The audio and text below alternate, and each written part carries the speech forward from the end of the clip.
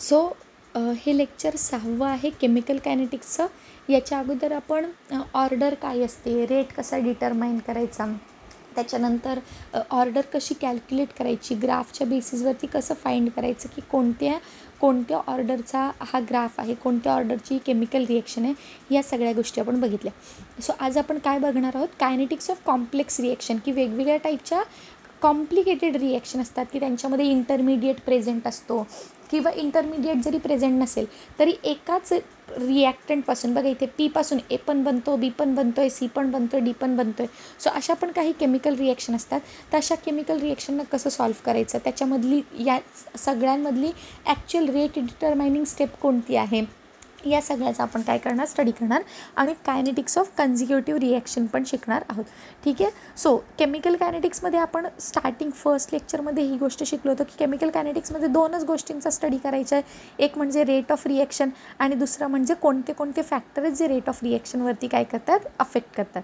ठीक आहे. आता केमिकल रिॲक्शन ज्या आहेत त्या केमिकल रिॲक्शन 2 टाईपच्या. सिम्पल रिॲक्शन जे आपण आत्तापर्यंत बघत होतो की ए पासून बी बनतो आहे किंवा ए पासून पी बनतो आहे किंवा ए बी पासून सी आणि डी असे प्रोडक्ट बनतात. सो या कशा होत्या, सिंगल स्टेप रिॲक्शन होत्या, यांच्यामध्ये कोणताही इंटरमिडिएट इन्व्हॉल्व नव्हता.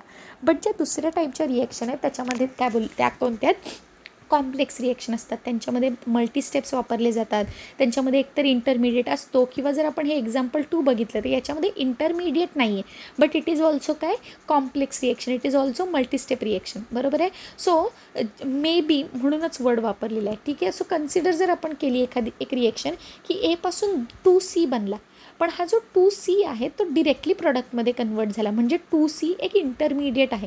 बरोबर आहे. आणि त्याच्यासोबतच अजून एक रिॲक्शन घडते, ए पासून बी सुद्धा बनतो आहे. मग याच्यावरून आपण फायनलाइज काय करू शकतो की या पूर्ण प्रोसेसमध्ये रिॲक्टंट कोण आहे, ए, कारण की तो कोणत्या साईडला आहे, लेफ्ट साईडला आहे, तो प्रोडक्टच्या साईडला बनत नाही. बरोबर आहे. त्यानंतर आपले प्रोडक्ट काय असतात, पी आणि बी, की जे रिॲक्टंटच्या साईडला नाहीच आहेत, ते फक्त प्रोडक्टच्या साईडला दिसत आहेत, त्यामुळे त्यांना आपण काय बोलतो, प्रोडक्ट बोलतो. पण जर आपण सी बघितला तर सीच्या बाबत प्रॉब्लेम काय, सी प्रोडक्ट साईडला पण दिसतो आहे आणि नेक्स्ट रिॲक्शनमध्ये लगेच तो रिॲक्टंट साईडला पण दिसतो आहे, म्हणजे तो काय आहे, एक इंटरमिडिएट आहे. ठीक आहे. सो हे झालं एक ऑब्झर्वेशन. दुसरं ऑब्झर्वेशन काय, हे जे दुसरं एक्झाम्पल आहे की पी पासून ए पण बनतो आहे, बी पण बनतो आहे, सी पण बनतो आहे, डी पण बनतो आहे, पण यांच्यामध्ये कोणताही इंटरमिडिएट प्रेझेंट नाही. सो अशा ज्या केमिकल रिॲक्शन आहेत यांच्यामध्ये यांचे रेट कसे फाइंड करायचे किंवा यांचं कायनेटिक्स कसं असतं याचा स्टडी आता आपण करणार आहोत. ठीक आहे. आता जर थर्ड रिॲक्शन दिली, तुम्हाला एक एक्झाम्पल दिलं आहे, आरपासून एक्स बनला आहे, आरपासून एक्स बनला आहे, त्याच्याचपासून क्यू बनला आहे, क्यूपासून पी पण बनतो आहे आणि पीपासून पुन्हा क्यू पण बनतो आहे, पुन्हा एक्सपासून एस पण बनतो आहे. तर याच्यामध्ये रिॲक्टंट कोण आहे, तर रिॲक्टंट कोण आहे, आर आहे. बरोबर आहे. कारण की आरपासून एक्स बनतो आहे, तोच एक्स लगेच क्यू बनतो आहे, म्हणजे या पहिल्या रिॲक्शनचा प्रोडक्ट जरी एक्स असेल तर या दुसऱ्या रिॲक्शनचा रिॲक्टंट पण काय आहे, एक्स आहे. मग जो फक्त रिॲक्टंट साईडला असतो तो काय आहे, आपला रिॲक्टंट आर. बरोबर आहे. त्यानंतर प्रोडक्ट काय, हा एस बघा ऑलवेज प्रोडक्टच आहे, त्याचं कोणीही प्रॉडक्टचं काय आहे, प्रॉडक्टची कोणतीही पुन्हा बॅकसाईड रिॲक्शन होत नाही. आणि आणि पी हा पण काय, प्रोडक्ट आहे. आणि तेच इंटरमिडिएट कोण आहेत, एक्स काय बनतो आहे, बनतो पण आहे, कन्झ्युम पण होतो आहे, बनतो पण आहे, कन्झ्युम पण होतो आहे. आणि सेम क्यू पण बनतो पण आहे आणि कन्झ्युम पण होतो आहे. ठीक आहे. सो अशा रिॲक्शनची काही इन्फॉर्मेशन की टॉपिक काय आपलं, कॉम्प्लेक्स रिॲक्शन. याचे फीचर्स काय आहेत, कॉम्प्लेक्स रिॲक्शन कशा असतात, मल्टीस्टेप रिॲक्शन असतात, एकपेक्षा जास्त स्टेप्स असतात त्याच्यामध्ये, ज्याच्यामध्ये इन्व्हॉल्व रिॲक्टंट, प्रोडक्ट आणि इंटरमिडिएट याच्यामध्ये प्रेझेंट असू शकतो. ठीक आहे. नाव याच्यामध्ये मेन इम्पॉर्टंट गोष्ट आहे की जी कॉम्प्लेक्स रिॲक्शन असते त्याच्यामध्ये रेट ऑफ रिॲक्शन कशावरती डिपेंड असते, स्लो. हे आपण 11th-12th पासूनच शिकतो की rate of reaction is depend on the slowest step. ठीक आहे. सो सेम गोष्ट काय आहे, सेम गोष्ट इथे एक्सप्लेन केलेली आहे की slowest step is rate determining step. ठीक आहे. नाव नेक्स्ट स्टेप काय आहे, in a complex reaction the rate law expression is written for each step and in a rate law expression the power is equal to stoichiometry. बघा याच्यामध्ये काय आपण जसं rate law expression लिहितो सेम तसंच rate law expression लिहायचा, but रिॲक्टंटची जी स्टेइचियोमेट्री असते तीच त्याची पावर म्हणजेच काय त्याची ऑर्डर असणार आहे. सो याच्या अगोदर आपल्याला वेगवेगळे ऑर्डर काढाव्या लागत होत्या, आपल्याला कॅल्क्युलेट कराव्या लागत होत्या, बट आता तशी केस नाही आहे. जर कॉम्प्लिकेटेड रिॲक्शन आहे, कॉम्प्लेक्स रिॲक्शन आहे, तर त्याच्या रिॲक्टंटची जी स्टेइचियोमेट्री आहे तीच काय असणार आहे आपली पावर असणार आहे आणि तीच काय असणार आहे आपला ऑर्डर ऑफ रिॲक्शन असणार आहे. ठीक आहे. जसं फॉर एक्झाम्पल मी जर ही पहिली रिॲक्शन घेतली, ए पासून 2C बनतो आहे, तर ए डिसअपियर होतो आहे म्हणून -dA/dt लिहिला इज इक्वल टू सी बनतो आहे त्यामुळे dC/dt लिहिला. आता त्याची स्टेइचियोमेट्री किती आहे 2 आहे म्हणून 1/2 लिहिलं. आणि याचा रेट कॉन्स्टंट कसा लिहिणार आपण K1 आणि कन्सन्ट्रेशन ऑफ रिॲक्टंट. आता रिॲक्टंटच्या आधी काहीच नंबर नाही म्हणजे इट इज 1 म्हणून वरती लिहिलं आहे 1. बरोबर आहे. सिमिलरली त्याच्या पुढे जर रिॲक्शन लिहिली 2C गिव्स प्रॉडक्ट P, तर त्याचा आपण रेट कॉन्स्टंट कसं लिहिणार, सी कमी होतो आहे डिसअपियर होतो आहे म्हणून -dC/dt is equal to product बनतो आहे म्हणून dP/dt. आता DCचे 2 मॉलिक्युल्स आहेत म्हणून 1/2 लिहिला आणि त्याचं रेट कॉन्स्टंट कसं लिहिणार K2. आता सीच्या अगोदरची स्टेइचियोमेट्री किती आहे 2 म्हणून आपण सीच्या वरती काय लिहिलं 2 लिहिला, त्याची ऑर्डर काय झाली 2 झाली. बट याच्यामध्ये जर नोटीस करण्यासारखी गोष्ट झाली तर DCची व्हॅल्यू कशी फाइंड करणार, कारण तो तर इंटरमिडिएट आहे. आपल्याला केमिकल रिॲक्शनमध्ये आपण कन्सन्ट्रेशन ऑफ रिॲक्टंट फाइंड करू शकतो की केमिकल रिॲक्शन चालू असताना आपण कन्सन्ट्रेशन फाइंड करू शकतो किंवा मिड रेंजला आल्यावरती करू शकतो. प्रॉडक्टचं पण आपण कन्सन्ट्रेशन फाइंड करू शकतो की फायनली किती प्रोडक्ट बनला किंवा हाफ वेला आल्यावरती किती प्रोडक्ट बनला. पण इंटरमिडिएटचा प्रॉब्लेम कसा असतो, तो जसा बनतो तसं लगेच कन्झ्युम होतो, जसा बनतो तसं लगेच कन्झ्युम होतो. म्हणून concentration of see the intermediate त्याचं कन्सन्ट्रेशन फाइंड करणं कसं आहे टफ आहे. म्हणून अशी व्हॅल्यू काय करायची रिप्लेस करून टाकायची. तिचं व्हॅल्यू काढणं डिफिकल्ट आहे तर त्या व्हॅल्यूला काय करायचं रिप्लेस करायचं. मग रिप्लेस कसं करणार बघा. आता मला जर कळते की सी जो आहे तो इंटरमिडिएट आहे तर ह्या सीची व्हॅल्यू काय करायची काढून टाकायची. मग DCची व्हॅल्यू कशी निघेल की समजा बघा हे इक्वल टूचंच साईन आहे बरोबर आहे. मग मी जर काय केलं की हा जो 1/2 आहे तो जर इकडे पाठवला तर तो काय करणार मला DCची व्हॅल्यू देते. बघा dC/dt इज इक्वल टू 2 बघा डिवाइड इकडे जाऊन मल्टिप्लाय झालं. सो 2K1 1 मायनस बरोबर आहे. आता इथून जर मला DCची व्हॅल्यू फाइंड करायची असेल तर मला काय पाठवावं लागेल तिकडे, पहिले तर ही मायनस साईन पाठवावं लागेल आणि 2 काय करावं लागेल पाठवावं लागेल बरोबर आहे. सो काय झालं की हा काय झाला जो पॉझिटिव्ह होता तो तिकडे जाऊन काय करतो निगेटिव्ह. म्हणून टेक्निकली ह्या व्हॅल्यूज ॲड केलेल्या आहेत पण सिन्स इथे नेगेटिव्ह साईन आहे त्याच्यामुळे ही व्हॅल्यू काय झाली मायनस झाली. -2K2C² बरोबर आहे. सो अशा पद्धतीने आपण DC/dt ची व्हॅल्यू काय करू शकतो फाइंड करू शकतो. ठीक आहे. आता सेम जर एक्झाम्पल दिलं की ए पासून 2B बनतो आहे आणि 2B पासून पुन्हा ए बनतो आहे आणि 2B पासूनच P पण बनतो आहे, तर याच्यात नोटीस करण्यासारखी गोष्ट की याच्यामध्ये टोटल 3 केमिकल रिॲक्शन बनतात. ए पासून 2B बनतो आहे, 2B पासून पुन्हा ए बनतो आहे आणि 2B पासूनच प्रोडक्ट पण बनतो आहे. याच्यात नोटीस करण्यासाठी गोष्ट ए आपला प्युअर रिॲक्टंट आहे, P आपला ए आपला काय आहे रिॲक्टंट आहे जो की रिव्हर्सिबल रिॲक्शन आहे. त्याच्यानंतर P आपला प्युअर प्रोडक्ट आहे. बट जो 2B आहे तो काय आहे आपला इंटरमिडिएट आहे. मग ते 2Bची व्हॅल्यू काय करावी लागेल डेल्टा dB/dt ची व्हॅल्यू काय करावी लागणार आहे रिप्लेस. मग ती कशी करणार, आता मी रेट कॉन्स्टंट तर लिहिते आहे, रेट लॉ एक्सप्रेशन तर लिहिते, मग DBची व्हॅल्यू काढून टाकण्यासाठी हा 1/2 आहे तो इकडे काय करणार नुसता 2 लिहिणार. बघा लिहिलं इथे 2. त्यानंतर सिमिलरली सेकंड इक्वेशनमधून पण dB/dt दिसते. आता हे मायनस साईन आहे म्हणून ते -2 आला बरोबर आहे. सिमिलरली इथे पण मायनस साईन आहे त्यामुळे इकडे जाऊन तो काय झाला मायनस झाला बरोबर आहे. सो अशा पद्धतीने आपण इंटरमिडिएटची व्हॅल्यू काय करू शकतो कॅन्सल आउट करू शकतो. कशा बेसिसवरती की त्यांची जी स्टेइचियोमेट्री आहे ती K सोबत जाऊन काय करायची मल्टिप्लाय करायची विथ देअर साईन. ठीक आहे. आता CSIR नेटमध्ये विचारलेला क्वेश्चन आहे की dB/dt ची व्हॅल्यू काय आहे. तर सेम जसं आपण वरती सॉल्व्ह केलं त्याच पद्धतीने पहिले तर मी काय केल्या तिन्ही व्हॅल्यूज लिहून काढल्या. A पासून टू बीपासूनचा रेट कॉन्स्टंट लिहिला, त्यानंतर टू बीपासूनचा एपर्यंतचा रेट कॉन्स्टंट लिहिला आणि बीपासूनचा सीपर्यंतचा रेट कॉन्स्टंट लिहिला आणि मग त्याच्यानंतर dB/dt ज्या पण व्हॅल्यूज होत्या त्यांच्या पुढचा जो स्टेचिओमेट्री होता तो पुढे काय केला, पास ऑन केला. ठीक आहे. सो अशा पद्धतीने जर सॉल्व केलं तर इथे नेक्स्ट आन्सर लिहिलेला असेल बघा की ए पासून टू बी केला तर त्याची व्हॅल्यू काय बनेल, बी प्रोडक्ट आहे त्यामुळे पॉझिटिव्ह साईन आहे, इथे बी रिॲक्टंट आहे त्यामुळे नेगेटिव्ह साईन आहे, इथे पण बी रिॲक्टंट आहे त्यामुळे नेगेटिव्ह साईन आहे. मग हे जर यांचा आन्सर काढलं तर हा K1A राहणार जसाच्या तसा, हा 2 मल्टिप्लाय तो लिहिला. आता ही -2 साईन आहे म्हणून इथे -2 आहे, इथे मायनस काहीच नंबर नाही त्यामुळे -1 म्हणून इथे काय लिहिलं आहे, -1 लिहिलं आहे, जो की ऑप्शन आपला डी आहे. ठीक आहे. सो अशा पद्धतीने आपण इंटरमिडिएटची व्हॅल्यू काढू शकतो आणि डिरेक्टली एक्झाममध्ये विचारलं जातं की इंटरमिडिएटची व्हॅल्यू काय आहे. ठीक आहे. अगेन गेटमध्ये विचारलेला हा क्वेश्चन आहे की जर एक्स रिव्हर्सिबल रिॲक्शन आहे वाय सोबत तर which of the statement is correct. ठीक आहे. मग याच्यामध्ये सगळ्यात अगोदर तर इट इज रिव्हर्सिबल साईन, त्याच्यामुळे आपण काय करूयात, अगोदर यांना सेपरेट आउट करूयात.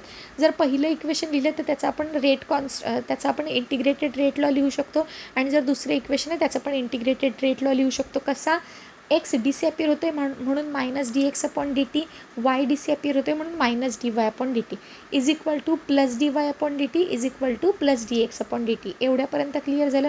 त्यानंतर सिन्स इट इज K1 म्हणून मी K1 लिहिलं, रिॲक्टंट काय आहे x, it is a complex reaction म्हणून एक्सच्या आधीची जे कोइफिशियंट आहे तो मी ॲज अन ऑर्डर लिहिला. सिमिलरली K2 आहे कॉन्स्टंट त्यामुळे K2 लिहिला आणि वायचा जो स्टेचिओमेट्री होता तो मी ॲज अ ऑर्डर म्हणून लिहिला. ठीक आहे. आता याच्यामधून बघा जर जे पण ऑप्शन दिलेले ते -dx/dt फॉर्ममध्ये, मग मी -dx/dt काय केलं, सेपरेट केला. -dx/dt कसा बनतो आहे की K1x1 बरोबर आहे आणि इथून पण जर मी dx/dt घेतला तर आता ही जी व्हॅल्यू आहे ती पॉझिटिव्ह dx/dt आहे बरोबर आहे. जर मला याला मायनस करायचं असेल तर मला काय करावं लागेल, इथे मायनस साईन द्यावं लागेल बरोबर आहे. म्हणून मी एकतर इकडे मायनस साईन देऊ शकते, मायनस साईन दिला तर ती व्हॅल्यू काय करणार, इकडे पास ऑन होणार आणि म्हणून याची फायनल व्हॅल्यू काय बनणार, K1 सी. ह्या दोन्ही व्हॅल्यूज पॉझिटिव्ह आहेत. जर मी दोघांकडे नेगेटिव्ह साईन दिलं तर काही डिफरन्स होणार आहे का, नाही. पण जर नेगेटिव्ह साईन दिला तर ही पण व्हॅल्यू सेम होते आणि मायनस साईन दिल्यामुळे ही पण व्हॅल्यू सेम होते आणि मग त्याच्या इक्वल टू ज्या व्हॅल्यूज आहेत त्या पण सेम होऊन जाणार आणि मग त्यांना मी त्या काय केल्या, ॲड केल्या पण या मायनस साईनमुळे तिथे मायनस साईन आलेला आहे.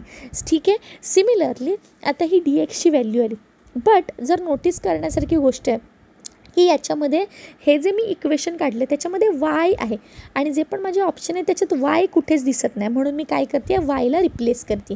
ठीक आहे. वायला रिप्लेस कसं करणार, जसं की एक्स आणि वायची जर केमिकल रिॲक्शन घेतली जेव्हा टाईम 0 होता तेव्हा कम्प्लिटली इनिशियल कन्सन्ट्रेशन एक्स होतं.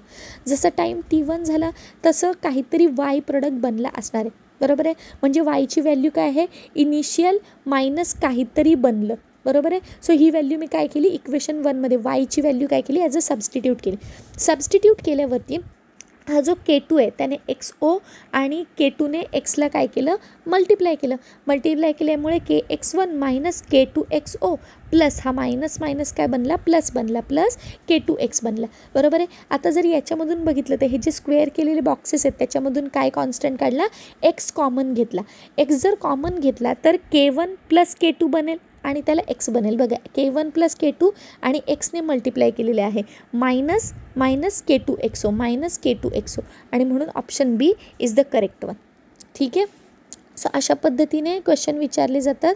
देन नेक्स्ट क्वेश्चन इज, काही होमवर्क क्वेश्चन दिलेले आहेत की यांचे बेसिक आन्सर आहेत.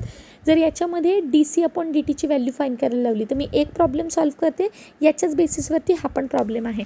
सो ए आणि बी पासून जर 2C बनत असेल तर dc/dtची व्हॅल्यू काय. मग आपण सगळ्यात अगोदर काय करणार, जेवढ्या पण केमिकल रिॲक्शन दिलेत पहिले तर त्यांना सेपरेट लिहिणार. A + बीने काय दिला, 2C दिला, 2Cने पुन्हा काय दिला, A + बी दिला आणि तिसरी रिॲक्शन काय, 2C + 2C गिव्स D. या सगळ्यांच्या इंटिग्रेटेड रेट लॉज लिहिले. आता विचारलं काय, dc/dt. मग जे dc/dt's आहेत त्यांच्या व्हॅल्यूज सेपरेट केल्या. dc/dt हा 1/2 आहे, नॉर्मल 2 होणार बरोबर आहे. सिमिलरली हा -1/2 आहे म्हणून इथे -2 आला, इथे पण -1/2 आहे म्हणून इथे -2 आला आणि बाकी जे रेट कॉन्स्टंटचे जे व्हॅल्यूज आहेत ते जसे तसे इथे फिल केलेले आहेत. सिमिलरली हे आपण इक्वेशन त्याच पद्धतीने सॉल्व्ह केलेले आहे. याच्यामध्ये काय विचारलं आहे, dc/dt ची व्हॅल्यू आणि dd/dt ची व्हॅल्यू विचारलेली आहे आणि ती आपण इझिली सॉल्व्ह करू शकतो. जसं वरचा प्रॉब्लेम सॉल्व्ह केला तसेच हे पण दोन्ही प्रॉब्लेम्स आहेत. Next is rate determining step. हा इम्पॉर्टंट टॉपिक आहे की रेट डिटरमाइनिंग स्टेप कोणती असते, स्लोएस्ट स्टेप असते. याच्यावरती 2 टाईपचे क्वेश्चन विचारले जातात. एक आहे की तुम्हाला रेट लॉ एक्सप्रेशन दिलेलं असेल आणि तुम्हाला विचारलेलं असेल की याचं मेकॅनिझम काय, की पॉसिबल केमिकल रिएक्शन काय आहे. आणि दुसरं मेकॅनिझम दिलेलं असेल आणि विचारलेलं असेल की रेट लॉ एक्सप्रेशन काय. आता रेट कशावर डिपेंड आहे, स्लोएस्ट स्टेपवर. मग त्याच्या बेसिसवरती आपण काय करू शकतो, सॉल्व्ह करू शकतो. मग क्वेश्चन आहे समजा की रेट गिवन आहे KA. काय रेट आहे, फक्त K आणि कन्सन्ट्रेशन ऑफ A. तर मग रेट काय असेल, जी पण पुढे रिॲक्शन दिली आहे त्याचा रेट काय असेल. आत्ताच आपण लिहिलं की रेट डिटरमाइनिंग स्टेप कोणती असते, स्लोएस्ट स्टेप. याचा डेफिनेटली मिनिंग आहे की जिथे जिथे स्लो स्टेप लिहिलेली आहे A, ज्याच्यामध्ये स्लो स्टेप लिहिलेली आहे त्याच आपल्या काय आहेत, तीच आपली काय आहे, रेट डिटरमाइनिंग स्टेप आहे. मग रेटमध्ये ए लिहिलेलं आहे, मग स्लो रिॲक्शन ज्याच्यामध्ये ए आहे तसा शोधायचा. मग ही स्लो आहे त्याच्यामध्ये पण ए आहे, स्लो आहे त्याच्यात पण ए आहे, स्लो आहे याच्यात पण ए आहे, या स्लोमध्ये बी आहे. म्हणजे डेफिनेटली हा ऑप्शन बाय डिफॉल्ट गेला. नाव सेकंड, जेव्हा मेनी रिॲक्शन असतात तेव्हा काय सांगितलेलं, एची जी पॉवर असते ती त्याची स्टेचिओमेट्री असायला पाहिजे. मग या केसमध्ये एची पॉवर काय आहे, 1. याचाच अर्थ एच्या आधी स्टेचिओमेट्री काय असणार आहे, 1. जर इथे बघितलं तर एच्या आधी काय स्टेचिओमेट्री 1 हा ऑप्शन असू शकतो. एच्या आधी 2 स्टेचिओमेट्री म्हणजे हा पण ऑप्शन कॅन्सल झाला. एच्या आधी 2 स्टेचिओमेट्री म्हणजे हा पण ऑप्शन कट झाला. हा ऑप्शन मगाशीच कट झाला होता. म्हणून option A is the correct one. हीच एक्झॅक्ट ट्रिक लिहिलेली. पहिले तर काय केलं बघा, रेट प्रत्येकाचे रेट लिहिले आणि मग जेव्हा आपण फाइंड केलं की बघा ही एकच केमिकल रिॲक्शन आहे जी काय पॉसिबल आहे, असं पण करू शकतो. दुसरं त्याची इझी ट्रिक काय आहे की जो पण आपल्याला रेट गिवन असतो त्याच्यामध्ये बघायचं किती सारे रिॲक्टंट आहेत, तेवढेच रिॲक्टंट आपण बघणार. त्यानंतर जे रिॲक्टंट आहेत ते स्लो स्टेपमध्ये येतात का पहिले तर ते बघणार. आणि दुसरी काय बघणार की रिॲक्टंटच्या वरती ऑर्डर काय लिहिलेली आहे, एनची व्हॅल्यू काय आहे.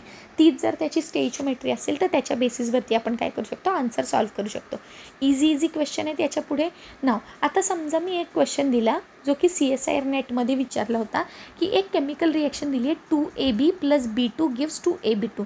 त्याचा रेट काय बघा, KAB + B2. याच्यावरून आपण काय शिकलो, जी आपली केमिकल रिॲक्शन असेल त्याच्यातली फास्ट रिॲक्शन जाऊ दे, अगोदर बघायची स्लो रिॲक्शन. स्लो रिॲक्शनमध्ये मला 2 रिॲक्टंट दिसले पाहिजे, एक तर AB असलं पाहिजे आणि एक तर B2 असलं पाहिजे. मग पहिले बघूयात. स्लो रिॲक्शन आहे, रिॲक्टंटमध्ये AB आहे B2 आहे, possible. Option be slow reaction आहे, A2B2 आहे B2 आहे, म्हणजे ऑप्शन बी बाय डिफॉल्ट गेला. सी ऑप्शन स्लो रिॲक्शनमध्ये AB आहे B2 आहे, पॉसिबल रिॲक्शन. ऑप्शन डीमध्ये स्लो रिॲक्शन आहे AB म्हणजे हा पण पॉसिबल ऑप्शन नाही. त्याच्यामुळे ऑप्शन बी आणि डी बाय डिफॉल्ट कॅन्सल झाले की फक्त आपण रिॲक्टंट बघितले. नाव याच्यानंतर आपण नेक्स्ट काय बघणार, ए पॉसिबल आहे आणि सी पॉसिबल आहे. आता नेक्स्ट काय बघितलं आपण की जी ऑर्डर आहे ABच्या वरती पण 1 आहे, B2च्या वरती पण 1 आहे, म्हणजे ABची स्टेचिओमेट्री पण काय असणार आहे, 1 असणार आहे. B2ची स्टेचिओमेट्री पण काय असणार आहे, 1 असणार आहे. जो पहिला ऑप्शन आहे त्याच्यामध्ये ABची स्टेचिओमेट्री किती आहे, 2 आहे, त्यामुळे हा पण ऑप्शन कट झाला.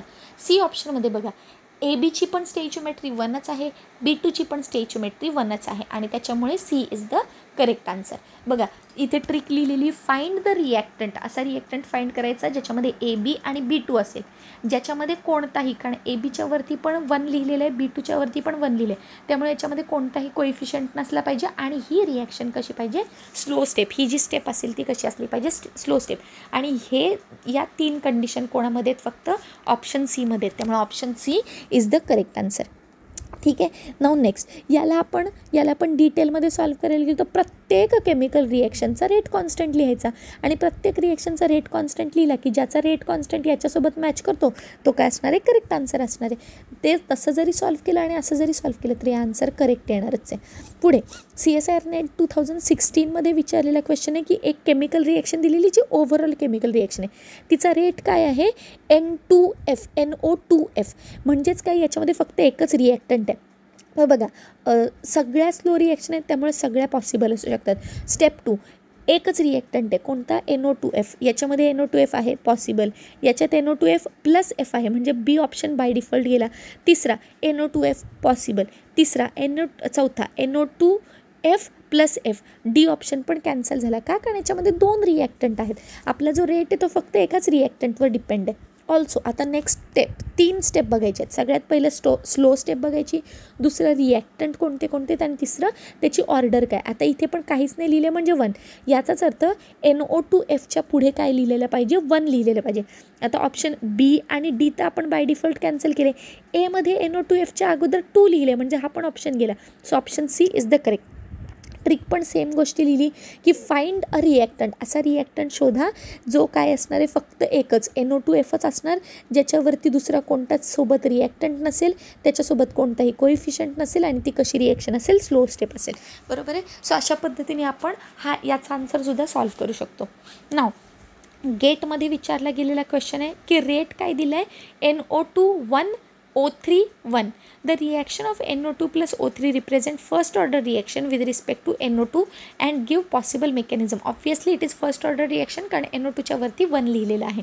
ठीक आहे. नाव याचं पॉसिबल मेकॅनिझम काय आहे की बघा, सगळ्यात पहिलं आपल्याला फास्ट रिॲक्शन बघायचीच नाही, आपल्याला काय बघायचं? Slow reaction. त्याच्यामुळे हे फास्ट आणि हे फास्ट याच्याशी आपल्याला काही कामच नाही.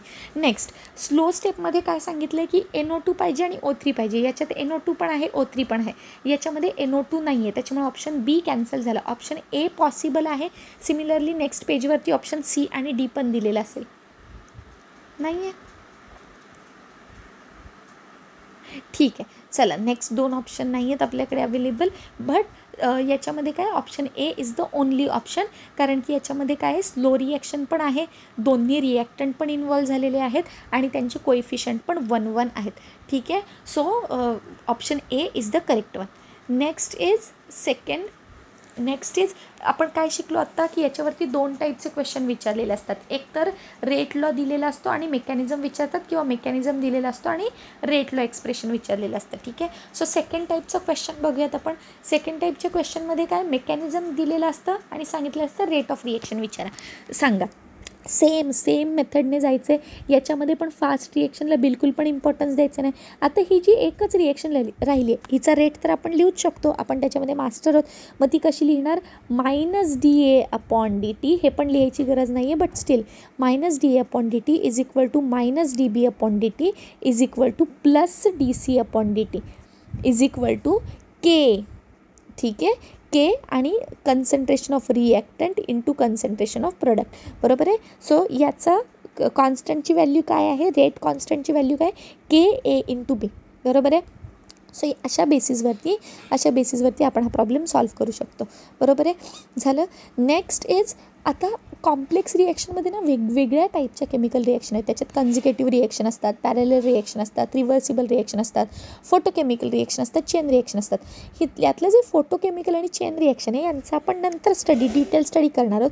इथून पुढचे जे लेक्चर्स होतील त्याच्यामध्ये आपण कन्झिक्युटिव्ह रिॲक्शन बघणार, पॅरलल रिॲक्शन बघणार आणि रिव्हर्सिबल रिॲक्शन बघणार. ठीक आहे. आता टॉपिक काय आपला? Consecutive reaction. कन्झिक्युटिव्ह म्हणजे काय? ए पासून बी बनला, बी पासून सी बनला, सी पासून डी बनला. बघा जसं ए पासून बी बनला, बी पासून सी बनला. ठीक आहे. सो अशांना बोलतात कन्झिक्युटिव्ह रिॲक्शन. ठीक आहे. किंवा यांनाच दुसरं काय नाव आहे? Sequential reaction. मग जर आपण एक केमिकल रिॲक्शन कन्सिडर केली, ए पासून बी, बी पासून सी बनलेला आहे, टाईम 0 असेल तेव्हा पूर्ण रिॲक्टंटच असेल. पण जसं टाईम जाईल तसा बी पण बनेल आणि सी पण बनणार आहे. बरोबर आहे. कन्सन्ट्रेशन जसा टाईम टी जाईल तसं कन्सन्ट्रेशन ऑफ ए पण असणार आहे, बी पण असणार आहे आणि सी पण असणार आहे. मग आता A0 काय असणार आहे आपला? A0 काय असणार आहे? Concentration of A plus B plus C. मग फक्त ए काय असणार आहे की माझा एमधूनच ए बनलेला आहे, माझ्या A0मधूनच काय बनलेलं आहे? माझा ए बनलेला आहे. बरोबर आहे.